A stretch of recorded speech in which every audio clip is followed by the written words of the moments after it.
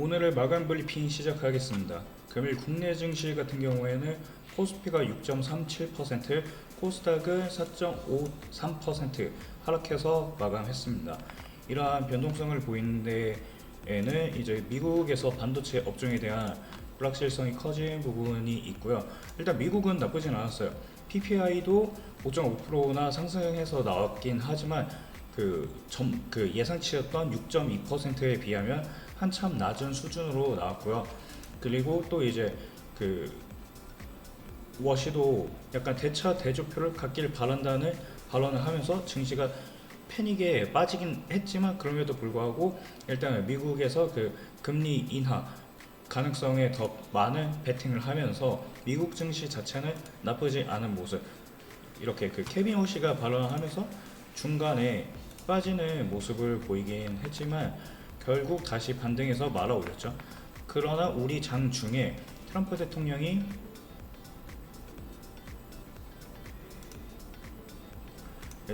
대통령이 이란에 지상군을 투입할 수 있다, 이걸 검토하고 있다라는 발언, 이러한 그 뉴스가 나오더라고요.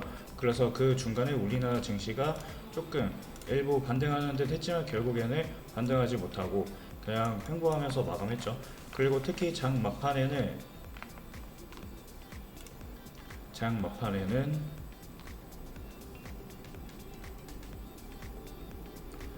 이제 그 기준금리를 인상한다고 말을 하면서 이게 약간 긍정적이죠. 금리를 올리면은 이제 그러니까 우리나라랑 미국이랑 금리 차이가 줄어들잖아요.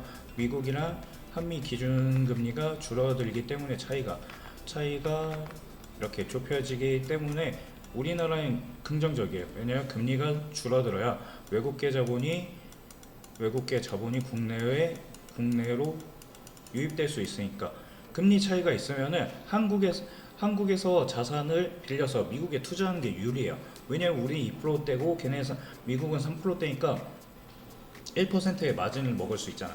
그래서 보통 금리 차이가 이렇게 그 차이가 나게 되면은 그 차이가 나는 국가의 환율은 달러 대비 약해져요. 그래서 보통은 미국보다 금리가 높은 게 정상적인 그러한 모습이라고 보시면 되겠죠. 하지만 이렇게 국내 같은 경우에는 그동안 못 올렸죠. 3년 6개월 동안 못 올렸는데 이번에 다시 한번 올릴 수 있게 된 이유는 반도체 산업이 좋으니까. 반도체가 돈을 잘 버니까 이제 외화도 이제 천문학적으로 벌어들일 수 있고, 그리고 국내 체급도 커질 수 있어요. 왜냐면 반도체가 인프라 투자를 한다니까. 인프라 투자를 하면 뭐가 좋냐면은, 인프라 투자를 하면서 여기에 발생되는 유통 그리고 건설, 그리고 여기에 건설하려면 자재 들어가야죠. 자재 들어가고, 그리고 또 여기에 그 식당도 있어야 돼요. 왜냐면 건설을 하고 나면은 인부들 밥 먹어야 되니까 식당 필요하고. 그리고 이게 소비재잖아요.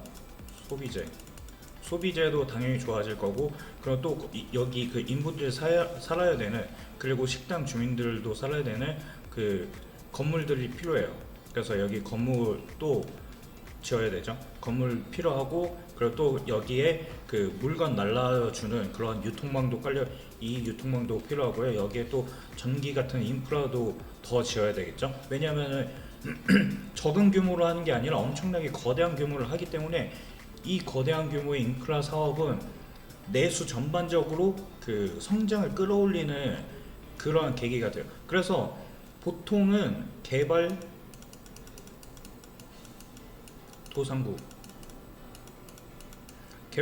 개도국이 왜 좋냐면, 얘네들은 인프라를 그 건설부터 인프라 투자를 해야 되니까. 그래서 인프라 투자를 하기 때문에 여기에 모든 것들이 다 들어가요. 소비재부터 그 원자재, 그리고 또 이제 인건비 막 이런 것도 올라가고 왜냐면 사람은 많이 써야 되니까. 그러니까 성장을 전반적으로 다 끌어올리는 게 인프라 투자인데, 이런 것을 반도체를 기반으로 해서 우리나라가 하려는 거잖아요. 그러다 보니까 앞으로의 성장 전망이 더 밝은 상황에서 한국은행이 그동안 못 올렸던, 왜냐면 경제 내수가 안 좋았잖아요. 내수가 안 좋으니까 경제 금리를 올리면은 이 침체를 더 가속화하게 돼요. 투자를 못 하니까. 이 저금리에 돈을 빌려서 이 투자를 하는 게 보통인데, 금리가 높아 버리면은 투자 수요도 감소해요. 덩달아서. 아, 반대로 그 투자 수요가 증가하려면은, 고금리에도 증가하려면 성장이 중국처럼, 지금은 아니지만 과거 중국이나 우리나라 그 7, 80년대처럼 고성장기에, 그때라면 가능해요. 고금리에. 그때는 금리가 엄청 높았죠. 우리도 막 10%, 20%막 그랬던 걸로 저는 알고 있는데, 그 정도로 높았던 상황에서도 투자를 하면은 더 큰 수익을 벌어들일 수 있을 거란 기대 심리가 있으니까 그때는 가능해요. 하지만 지금은 아니다. 왜냐, 우리나라 2%대 성장도 어려웠잖아요. 작년 24년, 25년 전망치만 보더라도 1%대 성장 전망이었어요. 2%도 못 찍었죠. 그 정도로 빌빌거리고 있다가 갑자기 2% 넘는 성장세를 기대할 수 있게 된 게 바로 반도체 때문이다. 그래서 한국은행도 이걸 바탕으로 금리를 올릴 수 있게 됐다라고 보시면 될 것 같아요. 그래서 우리 증시는 앞으로는 더 괜찮을 것 같아요. 왜냐면은 원화가 이제, 일본은 다르거든요. 일본의 엔화가 지금 아직도 160, 일본은 162엔이에요. 그러니까 이거 일본이 돈을 엄청 들여서 막고 있는 걸로 알고 있는데, 얘네들은 이 엔을 회복을 못하는 게, 돈을 아무리 써도 간신히 막는 게 162엔 수준인 거죠. 여기에서 지금 횡보하고 있어요. 이렇게 거의 횡보하고 있는데, 얘네들이 그럴 수밖에 없는 이유는 일본은 성장이 정체돼 있잖아요. 고성장을 기대할 수 없는 상황에서 이제 일본도 저금리죠. 저금리인데 이제 미국이 지금 금리 인상 한 해 만에, 이제 지금은 1달러 되긴 했지만 동결하면서, 근데 앞으로도 남은 FOMC에서 어떻게 될지 모르니까, 그래서 일본도 약간 불안한 상황이다. 하지만 우리나라 원하는 긍정적인 거, 40조 하이닉스가 미국의 ADR 상장했죠. 상장하면서 이게 40조 정도, 하나로 40조고 달러로 하면 265억 달러. 여기에서 100억 달러 정도만, 그러니까 절반 이하라고 하더라도 100억 달러 정도의 외화 달러가 유입될 가능성이 있잖아. 왜냐면 하이닉스도 국내에 투자를 하기로 했으니까 당연히 달러를 갖고 와야 되겠죠. 일부는 남긴다 하더라도 미국에도 투자해야 되고 막 그러니까. 그러니까 이런 것들이 긍정적인 요소예요. 뭐에? 원화의 긍정적인 요소다. 그러니까 원화가 강세가 되면은 외국계 자본 유입을 기대할 수 있죠. 외국계 자본, 원화가 강세여야 외국인들이 환차익을 노리고 한국 자산을 매수할 근거가 생기는 거예요. 원화가 계속 약화되잖아요. 그럼 가만히 있어도, 원화만 갖고 있어도 외국인 입장에서는 손실이 발생하는 거예요. 이게 환차손이라고 하는데, 그 손해를 보기 싫으니까 외국인들은 관망을 하고 있었죠. 국내 기업이 아직 좋다는 거 다 알고 있어요. 앞으로 더 갈 거 알고 있고. 근데 외국계 자본이 제한적으로 유입된, 그리고 오히려 매도를 하는 건 아마 2, 3년 전에 장기 보유하던 그 자금이 빠져나간 것일 거고, 이제 신규 자금이 들어와야 되는데, 그 부분이 일단 약간 원화 약세가 부담이었던 거죠. 근데 이제 그 부분이 해소될 것으로 예상되고 있으니까 지금 원화가 엄청나게 강해지고 있는데, 지금 며칠 전만 하더라도, 불과 며칠 전만 하더라도 7월 10일 이전만 하더라도 1,500원대였어요. 1,500원대에서 불과 며칠 사이에 이번 주 계속해서 내리더니 1,478원까지 내려왔어요. 그렇다는 거는 국내 주식 시장으로 유입될 수 있는 상황이 만들어졌다. 그리고 외국인들이 이렇게 유입되면은 원화가 더 강세가 될 거예요. 원화가 상승하는 게 아니라 원화가 강세. 그러니까 이 가격이 내려가겠죠. 이 가격이 내려가는 게 원화가 강세니까 1달러에 얼마 바꿀 수 있냐는 거니까. 그러니까 이전에는 7월달 초반만 하더라도 1달러에 1552원을 줘야 바꿨는데 지금은 1달러에 1478원만 주더라도 바꿀 수 있게 된 상황이죠. 그래서 이걸 강세라고 보는 거예요. 약간 헷갈리시는 분들이 계실까봐 설명드렸는데, 어쨌든 원화가 강세가 되면은 외국인 자본이 들어오겠죠. 외국인 자본이 들어오면 달러를 원화로 바꿔서 들어올 거예요. 그럼 원화가 더 강해지겠죠. 수요가 증가하는 거니까. 그러면은 그 원화가 강세가 되면은 기업들, 그동안 기업들이 달러를 쟁여두고 있어요.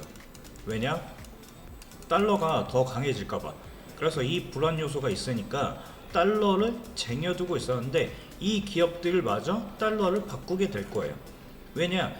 원화가 강세가 되면 추세적으로 강세가 되거든요. 그 추세적으로 강세가 되면 기업이 달러를 보유하고 있다가 그냥 냅두면은 가만히 앉아서 손실이 나는 거니까, 물론 이걸 대금으로 받은 거니까 무조건 이득이겠지만 어쨌든 가만 냅두면은 원화 기준으로는 손실이 나는 거예요. 그러다 보니까 기업 입장에서는 이 원화가 강세가 될 것 같다. 그럼 재빨리 바꿔야 돼요. 그래서 지금도 이미 조금씩 바꾸고 있다는 소리가 들려오고 있고, 그렇기 때문에 지금 한 달 사이에 지수는 안 좋아도 달러, 그러니까 원화는 이렇게 강한 모습을 보이고 있는 이유입니다. 그러니 국내 증시가 이렇게 흔들린다 하더라도 크게 두려워할 필요가 없다라고 말씀드리고 싶고요. 오늘 증시가 하루 종일 흔들렸는데 막판에 살짝 올라온 거는 그거예요. ETF 관련해가지고 이제 ETF 관련해가지고 회의가 있을 것이다 라고 오후 3시에 F4 회의, F4가 뭐냐면 시장 상황 점검 회의를 3시에 한다고 했는데 살짝 딜레이 된 걸로 알고 있어요. 어쨌든 이 회의를 통해서 레버리지가 지금 너무 문제가 되니까 ETF 레버리지 상품에 대해 점검을 하겠다. 그러니까 규제를 더 강화하겠다는 거죠. 그러니까 시장에서 약간 기대를 한 거예요. 이러면은 증시 변동성이 줄어들지 않을까, 그런 생각에서 이렇게 시장이 일부 반등을 했는데 곧바로 내려왔죠. 왜냐면은 이것 때문에 물론 그게 영향이 크긴 한데 결과적으로는 반도체 업종이 미국도 그렇고 미국이 흔들리니까 우리까지 영향을 주는 거예요. 그게 아니라 우리만의 문제였으면은 우리나라 반도체 기업만 안 좋았어야 되는데 그게 아니죠.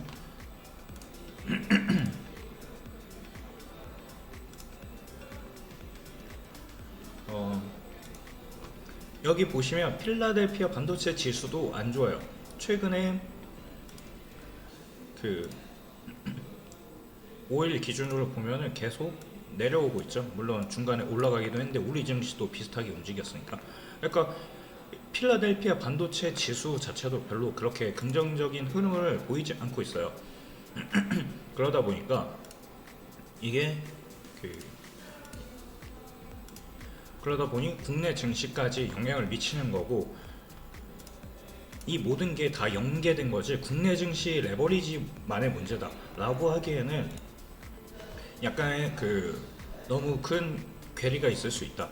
물론 이게 문제가 아니란 건 아니고 전체적으로 반도체에 대한 여론이, 약간 여론이라기보다는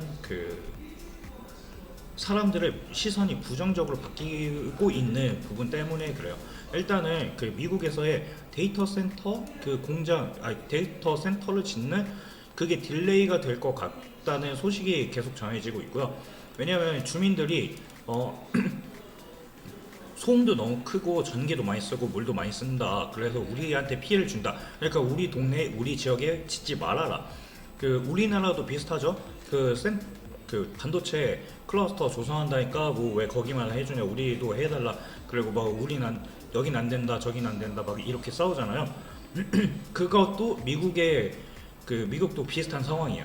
그러다 보니까 일단 약간 반도체 데이터 센터 건설을 하는 것이 연장될 수 있다 라는 게 문제로 제기되고 있어서 그 부분이 약간 트리거가 된 거지 국내 증시 자체의 문제는 아니다 라고 보시면 될 것 같아요. 그래서 일단 우리 증시도 변동성이 있을 수는 있겠지만 일단 장기적으로는 나쁘지 않다. 왜냐면은 점차 이때 그 화요일인가 바닥 찍고 나서 그 7,000포인트 부근에서 움직이고 있잖아요. 오늘은 아마 그 연휴 3일 앞두고 있어서 그 특수성이 있을 거예요. 그래서 이거 제하고 본다면 보통 대충 7,000선 부근에서 머무르고 있다. 여기만 크게 이탈 안 하면은 여기서 짧든 크든 반등이 나올 구간이에요. 그래서 지금 구간이 무척 크고, 그리고 일단 긍정 요소는 앞서 말씀드린 환율이 원화가 강세가 되고 있다 라는 부분이 긍정 요소다. 그러면은 외국 자본이 유입될 수 있으니까 이게 제가 기대하고 있는 부분이에요. 왜냐면 외국인들이 지금 이렇게 팔고는 있는데 과거에 비해서는 덜 팔고 있는 거예요. 여기 보시면은 그동안은 개인이 엄청 많이 샀잖아요. 그리고 외국인은 맨날 팔고. 근데 최근 어떻게 됐냐? 이때부터 외국인이 조금씩 매수하는 모습을 보이고 있어요. 그 전까지는 그 2조, 4조, 3조, 7조, 4조 이런 식으로 엄청나게 막 팔아 제꼈어요. 7월 들어서자마자.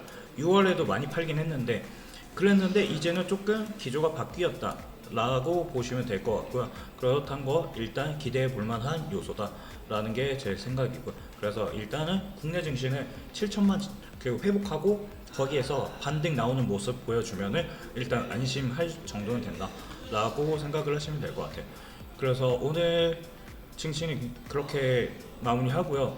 그리고 제가 지난번에 언급드렸던 HLB가 최근 이슈가 있어서 되게 급락이 나왔어요.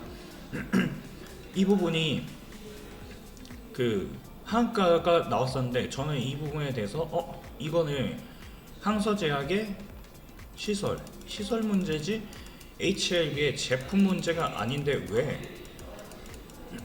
왜 이렇게 떨어지지? 라고 생각을 했고, 근데 그게 최근 이슈가 다시 나왔더라고요.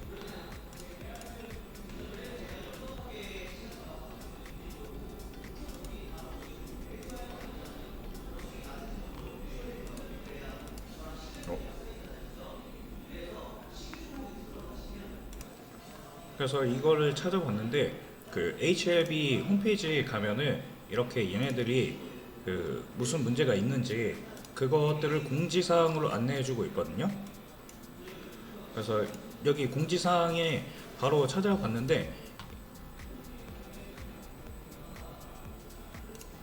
이 공지사항에 최근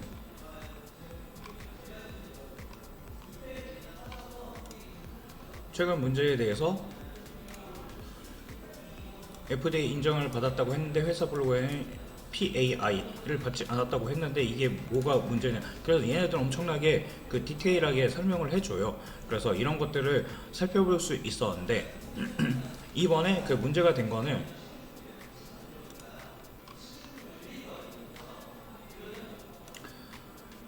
그 파트너사, 그러니까 그 이번에 FDA 심사를 한 건 HLB의 리보세라닙이랑 항서제약의 칼렘리주맙을 병행요법 같이 써갖고 그 치료제로 어떠한 효과를 낼 수 있는지 그 부분에 대해서 입증을 받으려는 거예요. FDA 심사를 받아서 거기에서 통과되면 판매를 할 수 있으니까.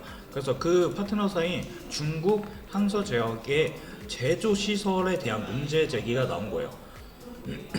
그렇기 때문에 이 부분이 제품에 대한 문제가 아니란 거죠.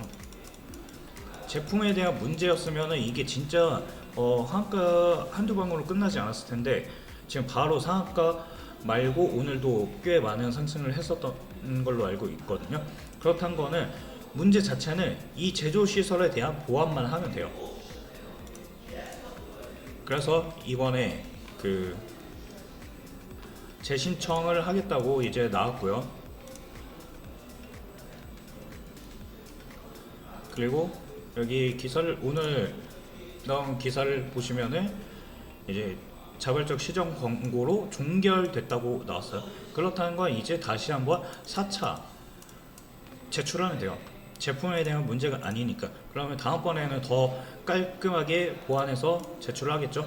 그러다 보니까 지금 주식이 바로 이렇게 상한가, 어제 상한가 찍고 오늘도 급등을 했는데 오늘 아마 지수 영향이었을 거예요. 그리고 저는 이거 4만 원만 지키면은 웬만해서 괜찮을 거라 생각을 했는데 오늘 딱 4만 원 구간에서 제가 심리적으로 지지 구간이라고 그 누누이 말씀드렸던 이 4만 원 구간에서 약간 저항이 발생하더라고요. 그리고 이런 부분들은 저는 이미 그 다 여기 채널에 안내를 해드리고 있거든요. 이 보시면은 7월 14일 날 이미 다 안내를 드렸죠. 그러니까 그 신약에 대한 효능이나 안정성 문제가 아니라 제조 시설 설비에 대한 이슈 때문이다 라고 이미 말씀을 드렸고, 이 부분이 14,000원 이탈하지 않으면 될 것이라고 그 누누이 말씀드리면서 이렇게 그 실시간으로 데이터를 바탕으로 안내를 드리고 있어요. 그래서 이러한 채널에 입장하고 싶다 하시는 분들을 제가 계속 말씀드리지만 왼쪽 하단에 있는 전화번호 여기에 문자 하나 남기시면 입장하실 수 있으시니까 이런 실시간 데이터 자료들 받고 싶다 하시는 분들은 꼭 잊지 마시고 여기에 들어오시기 바라고요. 그리고 제가 HLB에 대해서 더 말씀드리자면 4만원이 왜 중요하냐면 이 4만원 구간이 이때죠. 돈을 쓴 자리예요. 돈을 쓴 자리는 웬만해서는 이탈시키지 않아요. 이때도 4만원은 이탈시키려 하지 않았죠. 그리고 이때도 하한가 맞았지만 바로 반등 나오면서 4만원 이탈을 안 했어요. 그리고 이때 지지고 볶고 질질 길 때도 4만원은 그 약간의 오버슈팅은 어쩔 수 없어요. 이 부분을 완벽하게 컨트롤은 불가능하니까. 그래서 웬만해서는 4만원 근처에서 버팅의 흐름 나온다 그러면 긍정적으로 보시면 돼요. 이때 지켰죠. 그러고 나서 흔들다가 갑자기 뜬금없이 HLB도 보고받지 못했대요. 블로그에 들어가 보니까 HLB도 본사 자체에서도 이거는 항서제약으로부터 전달받지 못했다. 이유가 뭐냐면은 HLB가 만드는 약품에 대한 게 아니라 그 리보세라닙에 대한 문제가 아니라 항서제약이 파트너사잖아요. 걔네들이 만드는 다른 의약품이 문제가 있었다는 거예요. 그러니까 항서제약 입장에서는 HLB랑 같이 하는 너네 제품 문제가 아니야. 그러니까 우리가 알아서 할게 라고 생각을 해서 굳이 언급하지 않았는데 갑자기 이게 이슈가 터지면서 HLB 주가가 급락을 하게 된 거죠. 그러니까 HLB는 뜬금없이 갑자기 얻어 터진 느낌도 있어요. 그래서 이 부분은 블로그 가시면 자세히 설명 나왔으니까 참고해 보시면 좋을 것 같고요. 그래서 4만원만 지키면 되는데 오늘 4만원 찍고 여기에서 노는 것까지는 봤는데 그 이후에 매물 나오면서 약간 힘이 붙이는 모습이 보이더라고. 아마 이게 지수 영향이겠죠. 지수 영향을 아예 무시할 수는 없어. 시장에 있다 보니까 오늘 코스닥이 4.5% 정도 거의 그 정도 떨어졌는데 거의 아까는 5% 정도까지 보시죠. 여기 5% 떨어진 거 사이드카까지 걸릴 정도로 약했으니까 이 부분이 반영된 걸로 보여져요. 그래서 다음 주에 4만원 회복하는 거 보시고 만약에 그때 접근하셔도 늦지 않고 만약에 이미 갖고 있다 하시는 분들은 4만원 회복하는 거 보고 대응을 하시는 게 좋을 것 같아요. 만약에 회복 못한다 그러면 찌글찌글 거리면서 어떻게 될지 이제 보유 기간이 늘어날 수 있으니까 그때는 약간 그 관리를 하시는 게 좋지 않을까 라는 생각이 들고요. 그게 아니라 4만원 회복한다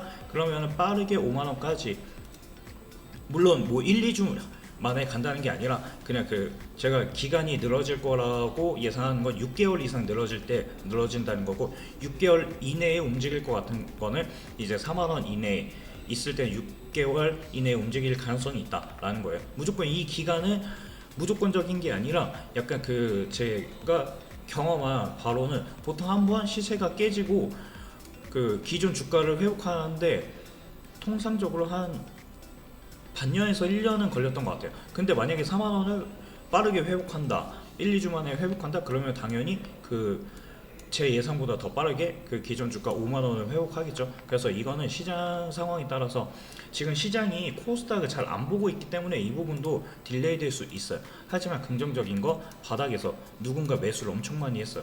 이때 이 박스권에 매수를 엄청 많이 들어왔잖아요. 그렇기 때문에 이번에 4만원 구간에서 3에서 4만원 구간에서 매수가 강하게 들어온 것도 약간 긍정적이에요. 하지만 언제나 제약바이오는 큰 비중을 들어가면 안 돼요. 왜냐하면 얘네들은 변동성이 엄청 많고 이러한 갑작스러운 급락 사태가 나올 수 있어서 확실해지기 전까지는 큰 자금을 들어가진 마시라. 대신에 완전히 제약바이오를 소외하기에는 좀 그러니까 포트폴리오의 5에서 10% 정도가 적당할 것 같아요. 제약바이오는 아마 그 정도가 적당할 것 같습니다. 그래서 이런 점들 참고해 보시면 될 것 같고, 오늘은 지난번에 그 매수를 하고 어떻게 해야 될지 모르셨을 분들한테 그 HLB에 대해 설명해 드리려고 찍은 영상이라 오늘 HLB로 영상을 마무리하겠습니다. 그 오늘 마감 영상 여기서 마치도록 하고 다음 주에 연휴 이후에 뵙도록 하겠습니다. 감사합니다.